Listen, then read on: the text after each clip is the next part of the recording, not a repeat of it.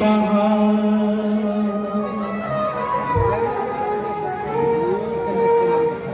कृष्ण के दर पे विश्वास लेके आया।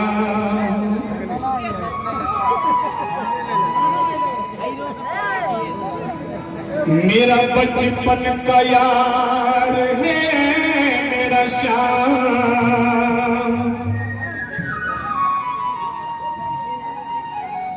द्वारपाल को और साइड कर दीजिए उधर, नहीं और दूरी में आप हो जाइए। द्वारपाल को और दूरी में कीजिए उधर। हाँ राम सेवक जी कर लीजिए ना।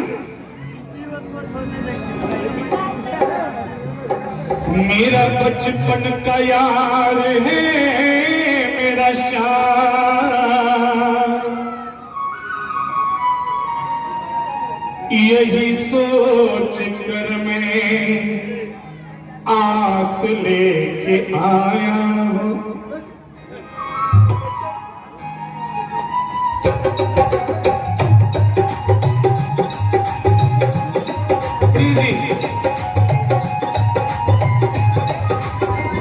अरे द्वारपालो कन्हैया से कह दो, अरे द्वारपालो कन्हैया से कह दो, मिलने सुदामा करीब आ गया है, मिलने सुदामा करीब आ गया है।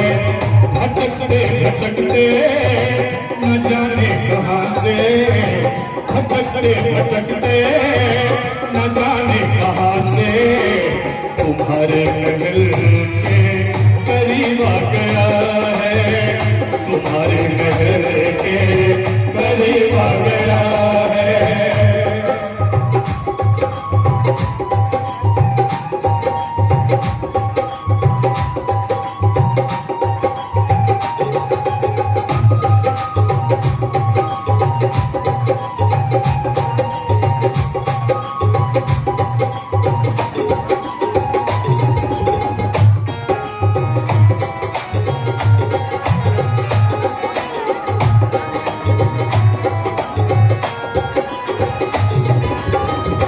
सर पे है पगड़ी न तन पे है जामा, बता दो कन्हैया को नाम है सुदामा, बता दो कन्हैया को नाम है सुदामा। न सर पे है पगड़ी न तन पे है जामा, बता दो कन्हैया को नाम है सुदामा। न सर पे है पगड़ी जामा, बता दो कन्हैया को नाम है सुदामा, बता दो कन्हैया को नाम है सुदामा। एक बार मोहन से जाकर के कह दो, एक बार मोहन से जाकर के कह दो, मिलने सुदामा करीब आ गया है, मिलने सुदामा करीब आ गया है।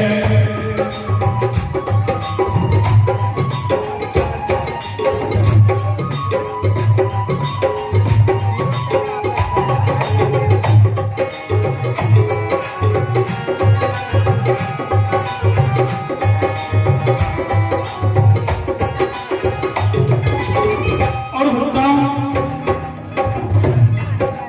द्वारपाल राजा ने सुदामा जी की दुर्दशा को देखकर भगवान कृष्ण के पास जाता है। द्वारपाल कहता है कि प्रभु एक दुर्बल ब्राह्मण द्वार पर आए हैं, अपना नाम वो सुदामा बता रहे हैं। भक्तों द्वारकाधीश भगवान जो ही सुदामा नाम सुने दौड़ पड़े, सुनते ही दौड़े चले आए मोहन, लगाया गले से सुदामा को मोहन, लगाया गले से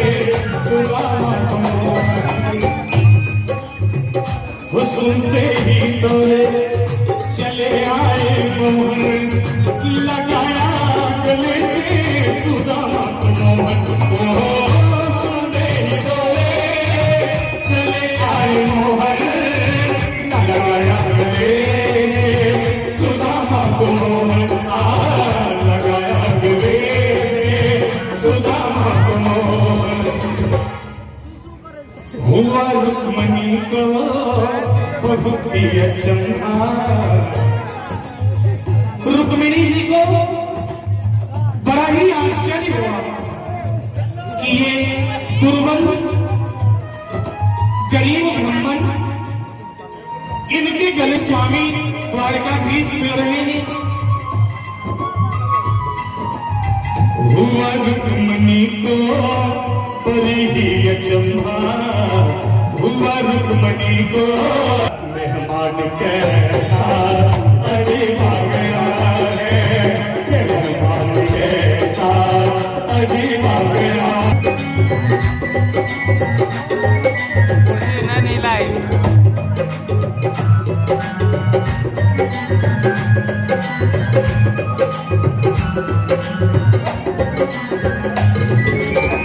बराबर में अपने सुदामा दिखाए तो हमारे द्वारकाधीश भगवान सुदामा जी को अपने आसन पर बैठाते हैं।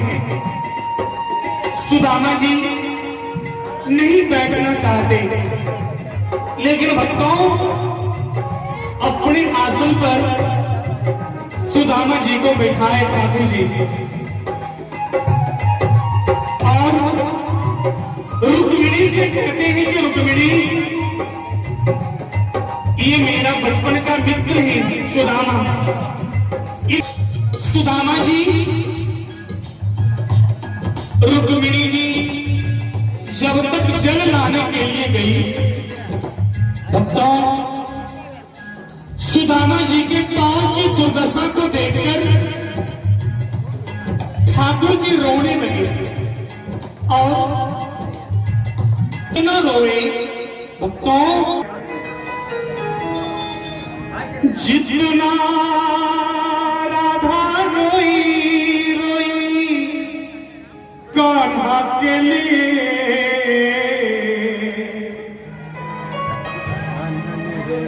जितना राधा रोई रोई कान्हा के लिए,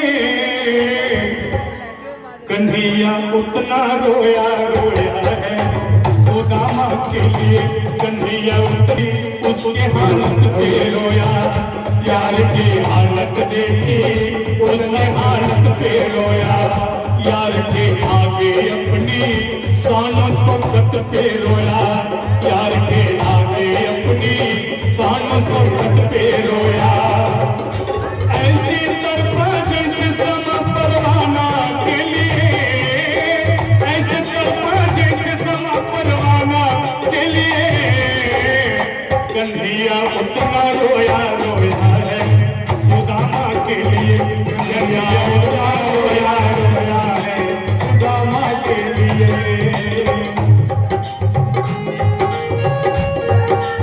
कलेजा बाहें भर भर कर रोया और अपनी बचपन को याद कर कर के रोया, और अपनी बचपन को याद कर कर के रोया। ये देख कन्हैया उतना रोया रोया है सुदामा के लिए। कन्हैया उतना रोया रोया है सुदामा के लिए। जब इनके पांव में कई कांटे करेंगे,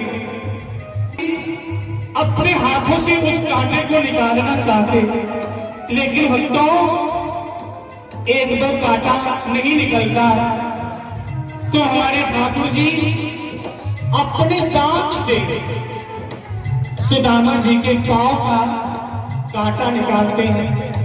सुदामा जी रोया पैर के छाले लेके तुझके मारे रोया, पैर धोने के खातिर खुशी के मारे रोया, पैर धोने के खातिर खुशी के मारे रोया। आंसू ये भरपाई है हर जाना के लिए, आंसू ये भरपाई हर जाना के लिए, कन्हैया उतना रोया रोया सुदामा के लिए। कन्हैया उतना रोया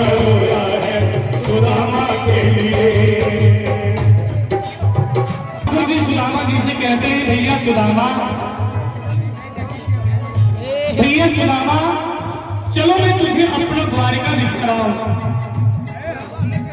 सुदामा जी कहते हैं हाँ भैया चलो। द्वारकाधीश भगवान कहते हैं भैया सुदामा, ये देखो ये मेरा फुलवारी है। सुदामा जी कहते हैं बाहर भैया गजब, बहुत ही सुंदर तुम्हारा फुलवारी है। भैया कृष्ण, अरे तू तो बहुत बड़ा आदमी हो गया है। द्वारकाधीश भगवान कहते हैं भैया सुदामा, आशीर्वाद तेरा है ना, तू ब्राह्मण है ना, ब्राह्मण के आशीर्वाद से ही मुझे सारा कुछ मिला है। सुदामा जी कहते हैं हाँ। द्वारकाधीश भगवान कहते हैं भैया सुदामा, ये देखो ये मेरा गौशाला है। सुदामा जी कहते हैं अरे भैया गजब, देसी गाय और इतनी संख्या में, भैया गजब कर दिया तू, बहुत ही सुंदर तुम्हारा गौशाला है। अब द्वारकाधीश भगवान सुदामा जी से पूछते कि भैया सुदामा ये बताओ तुम्हारी शादी हो गई है? सुदामा जी संकोच करने लगे, अरे भैया ये क्या पूछ दिया तुमने? सुदामा जी मन में सोचे कि मैं द्वारकाधीश भगवान को नहीं बताऊंगा। द्वारकाधीश भगवान कहते हैं भैया सुदामा, मैं सब समझ गया, विवाह हो गया है ना। सुदामा जी मुस्कुराने लगे। द्वारकाधीश भगवान कहते हैं भैया ये बताओ भाभी मेरे लिए कुछ संदेशा दी होगी? सुदामा जी साहब मैं क्या दिखाऊं? सुशीला तो 4 घर से 4 तरह का चावल मांग करके लाई। इतने बड़े राजा हैं द्वारकाधीश भगवान कृष्ण, इन्हें में वो चावल कैसे दूं? सुदामा जी कहते हैं भाभी कुछ संदेशा में नहीं दिया है।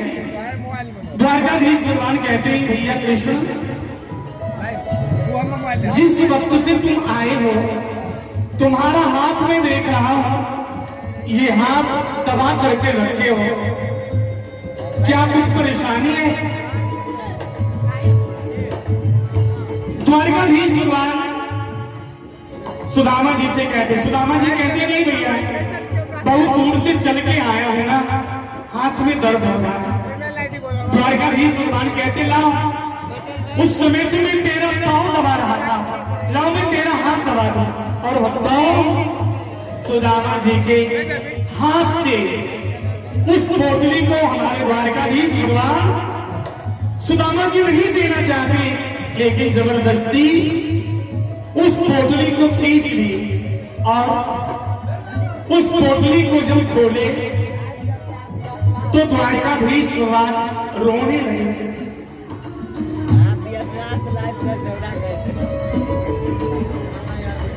द्वारकाधीश भगवान रोने लगे।